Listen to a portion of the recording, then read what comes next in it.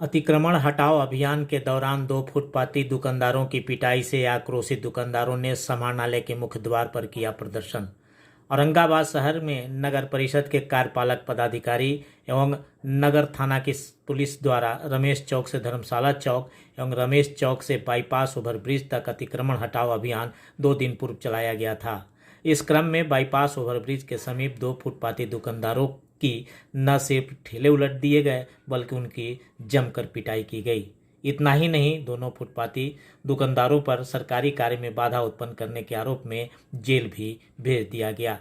फुटपाती दुकानदारों की पिटाई एवं जेल भेजे जाने की कार्रवाई को औरंगाबाद फेरी विक्रेता संघ ने गंभीरता से लिया है और शुक्रवार को नगर परिषद के कार्यपालक पदाधिकारी के खिलाफ शहर के गांधी मैदान से आक्रोश मार्च निकाला और मुख्य बाजार होते हुए समाहरणालय पहुंचे, जहां जमकर नारेबाजी करते हुए दोनों फुटपाती दुकानदारों पर हुए मुकदमे को वापस लेने की मांग की।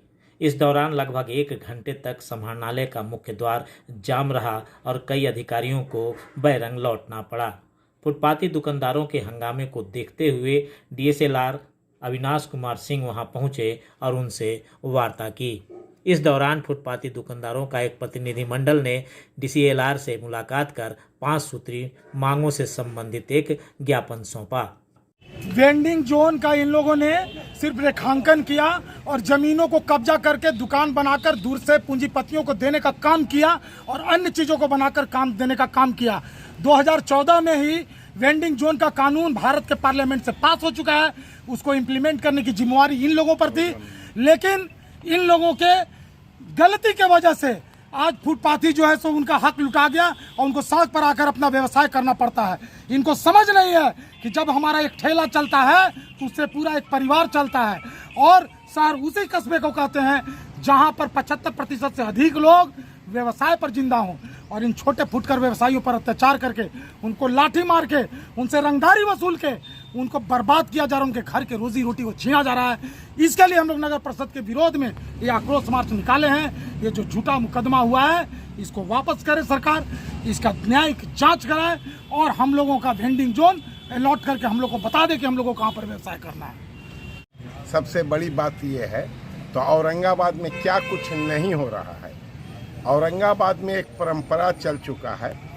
पिछले दिनों हम लोगों ने संघर्ष करके और इसे कानून को लागू करने का काम किया। आप जानते हैं तो 19 में हमने भारत सरकार से, उस समय यूपीए की सरकार थी, जो सरकार ने कानून दिया, नीतीश कुमार और माननीय प्रधानमंत्री ने इस चीज़ को एक्सेप्ट किया और लाल किला से आवाज़ दिया पूरे देश के हॉकर के नीतियों के लिए और उनके संरक्षण का। लेकिन हो रहा है क्या, पूरा कार्यपालक यहाँ औरंगाबाद और नगर परिषद, यहाँ के अध्यक्ष उपाध्यक्ष मिलकर फुटपाथियों का दौलत लूटने में लगे हुए हैं। एक जगह भी बता दीजिए तो फुटपाथियों के लिए सेट है, एक जगह बता दीजिए तो उनके लिए लैट्रिन बाथरूम बना है। एक भी योजना बता दे नगर पालिका तो फुटपाथियों के लिए कर रहे हैं। उल्टे क्या कर रहे हैं, उल्टे कर रहे हैं मिली भगत। अभी चुनाव का वक्त है और ये चाहते हैं तो गरीब जो शहर के अंदर में बसता है ऐसा ना हो कि ये मेरे खिलाफ हो जाए। इसके लिए साजिश में इनके बड़े भाई यानी कि जो उपाध्यक्षा हैं यहाँ, उनके बड़े भाई कोऑपरेटिव में हैं। उन्होंने दरखास्त लिखा कलेक्टर साहब को, अन्याय हो गया, पूरा फुटपाती लोग अधिक्रमण कर लिया। मैं पूछना चाहता हूँ ईमानदारी के साथ, कोई है जो बताए तो पूरे जसोइया से लेके फार्म तक चले जाइए, किसने जमीन सरकार का चुराया है? दूध का दूध पानी का पानी हो जाएगा। ये आपके जाकर रमेश चौक से लेकर एकदम चले जाइए बाईपास के उस तरफ, किसने अपने बाप दादा के नाम पर धर्म का सहारा लेकर गरीबों का जमीन हड़पा है और उल्टे गरीबों के ऊपर लाठी चलाकर और गरीबों का शोषण करके, गरीबों का दमन करके अपना राज स्थापित जो करना चाहते हैं और पैसा के बदौलत अपने बड़े कार और बड़ा बड़ा कार को रोड पर लगाना चाहते हैं, ये हरगिज नहीं चलेगा। कानून के एतबार से फुटपाथ हॉकरों भेंडरों का है वो रहेगा और इसको कोई नहीं छीन सकता। हमारा कहना है,